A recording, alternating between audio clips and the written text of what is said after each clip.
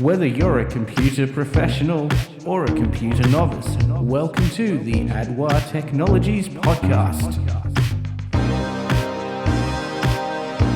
Chronicles in Computing!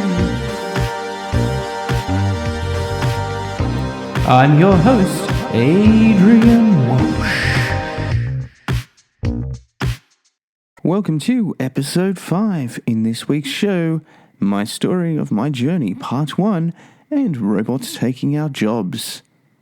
So if you haven't done so, please go to www.adwa.net.au, have a look at the website, or otherwise search for me on iTunes or the Stitcher app and click subscribe. Let's get on with the show.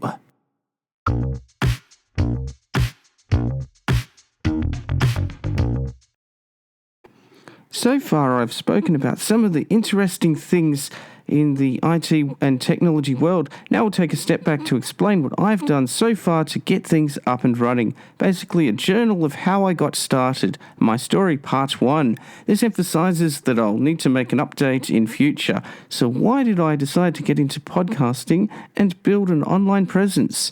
In answer to that, I've been planning this a while and just wanted to finally build an online presence with my IT and technology ideas, mixing in some of my creative side for good measure. Number 1, we have the website. These days, setting up an online presence is rather simple, although there are many places you can make yourself known, for example, Instagram, Facebook and Snapchat. But the one thing one should do is have their own website. If you remember how social networks such as Friendster and MySpace came and disappeared into the night with their popularity, people are still building and maintaining their personal and company websites. So the first thing I did was set up my website, adwa.net.au. I chose a web host called NetVirtue. While I do know there are a lot of plans and special referral pricing deals, they were only useful for long periods of time. Web hosting is something where I only want to pay monthly and have the flexibility to make changes. A comparison of website hosts is a segment for another episode, as this would be about a 10-minute talk unto itself.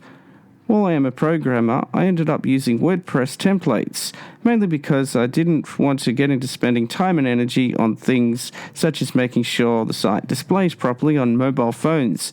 WordPress templates are something that even big businesses use for their sites. The website content is something that I'm still tinkering with, but it's mainly what you call a landing page, so people have a way of seeing your portfolio and contacting you, in this case, myself. Number 2 is the social media pages.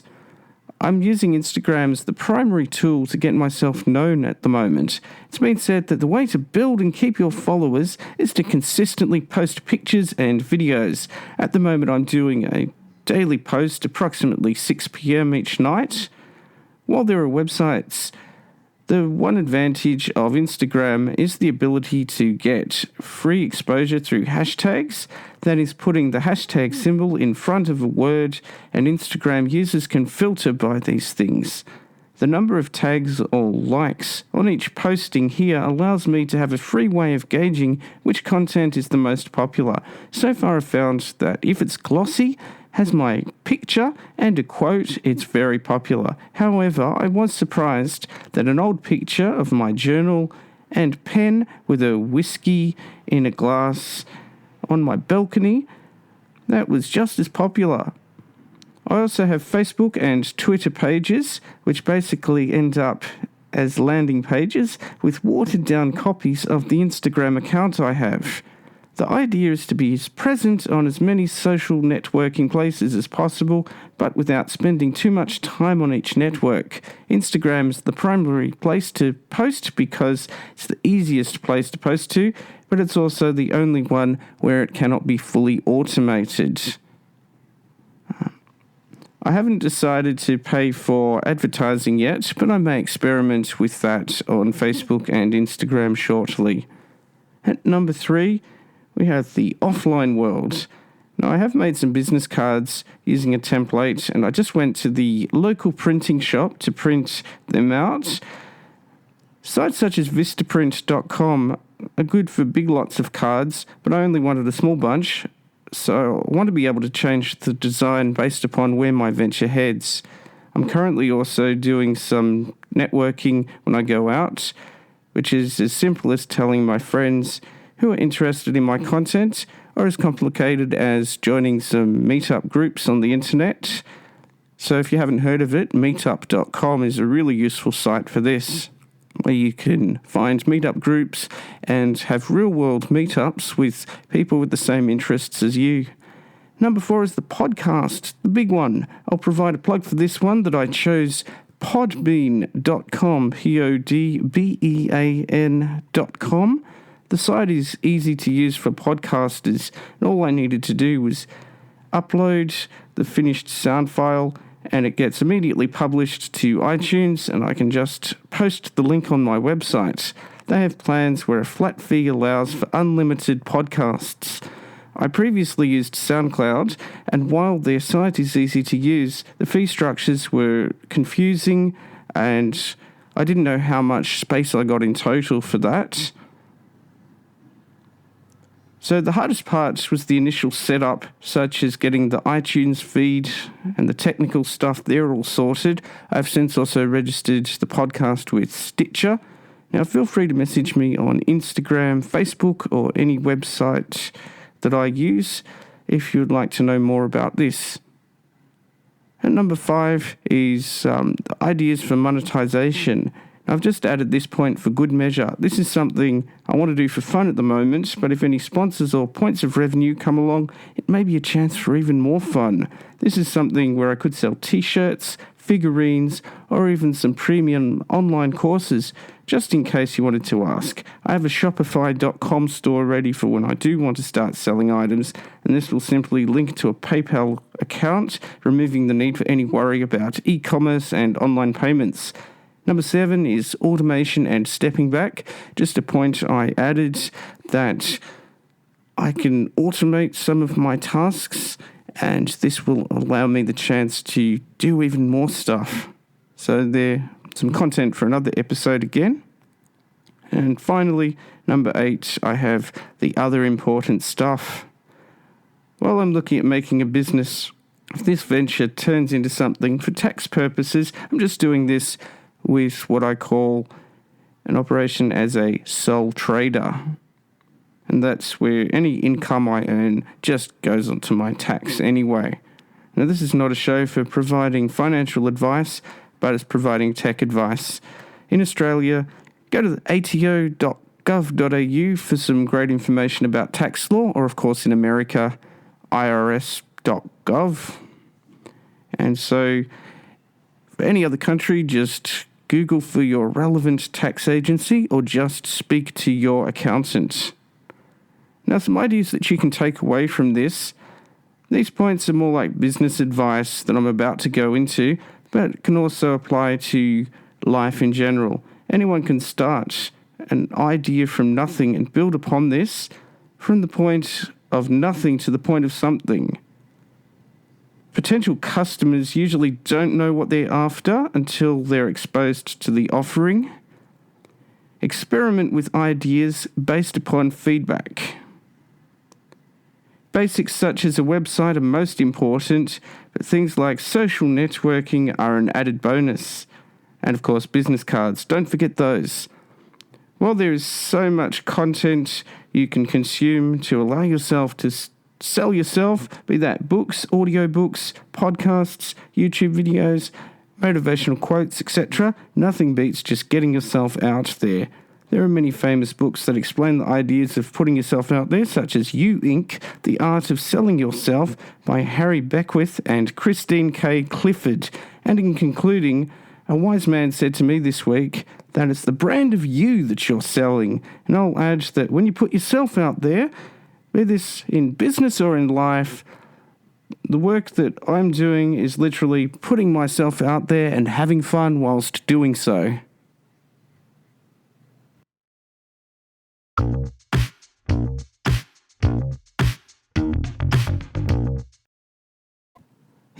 In the last episode, I mentioned briefly about things such as machine learning and automation causing jobs to maybe disappear completely for humans in the future. I mentioned that menial tasks, such as human financial accounting processes or repetitive journalism articles like stock reports and sports scores, are ideal candidates for automation.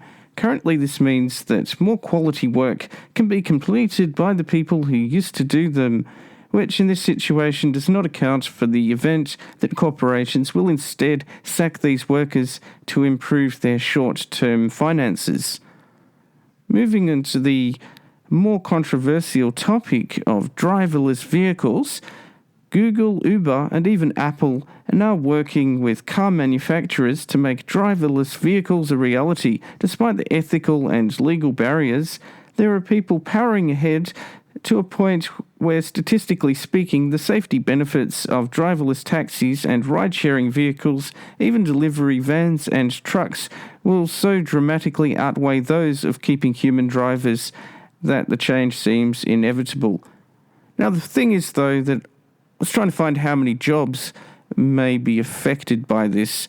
The statistic I saw was that in America, maybe 5 million transport-related jobs may be wiped out with the inevitable introduction of driverless vehicles.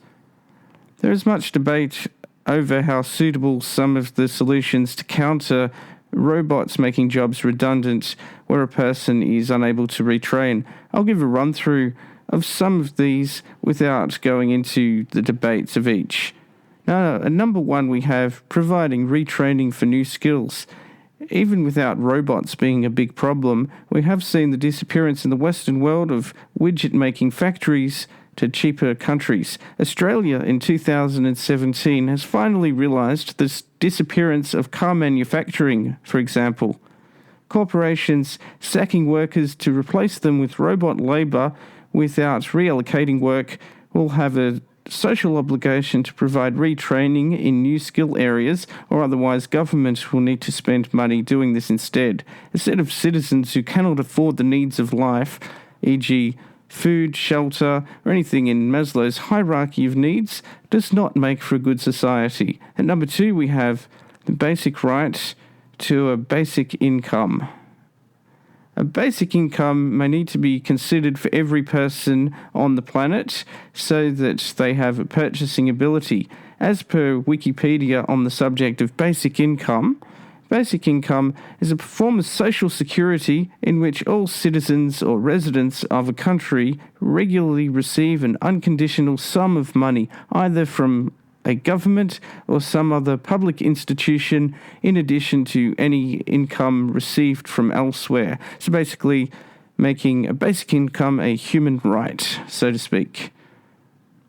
So then we have number three, a resource-based economy, rethinking the structure of our society. This would mean we need to basically end the idea of capitalism and the free market and to use new ideas to no longer base our economy on money, technically making goods and services free, but the catch is everything is regulated by robots and technology, as all the physical labour is no longer handled by humans, so allowing all our time to be devoted to fun.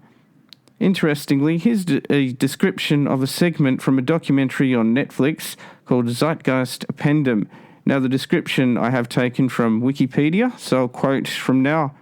Part 3 introduces futurist Jacques Fresco and the Venus Project and asserts a need to move away from current socio-economic paradigms. Fresco states that capitalism perpetuates the conditions it claims to address, as problems are only solved if there is money to be made. The film looks at Fresco's proposal of a resource-based economy which puts environmental friendliness, sustainability, and abundance as fundamental societal goals. He goes on to discuss technology, which he sees as the primary driver of human advancement, and he describes politics as being unable to solve any problems, unquote. Now, next we discuss, with the disappearance of traditional jobs, so to speak, the rise of ever better connected technologies may allow the everyday citizen the ability to simply own the robots that do the work for them. Taken to the extreme, this is what we see in the movie Surrogates with Bruce Willis, where everyone owns a robot and drives it from their bed, effectively making them a 24/7 couch potato. Technology now also allows people with the savvy and the drive to do so to run their own company from a laptop anywhere around the world, which Tim Ferriss in his book The 4-Hour Workweek talks about. As well, the so-called gig economy is even as simple as logging onto a task-based website, e.g. airtasker.com, and accepting one-time paid jobs, which one could try to automate themselves or even outsource themselves. In concluding, I think that technology will get to the perfect point of partial automation, but not full automation. Now, there's jobs which will never be fully replaced, such as teachers, social workers, and doctors. The roles which require a human-to-human element.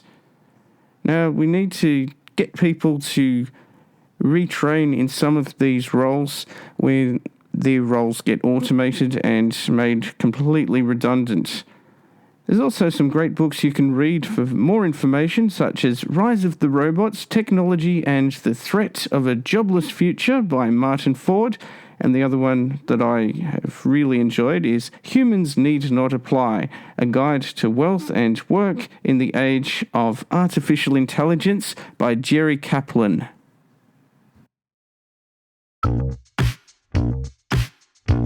The podcast has now come to a close.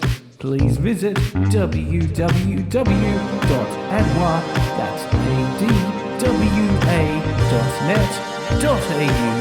See you next time.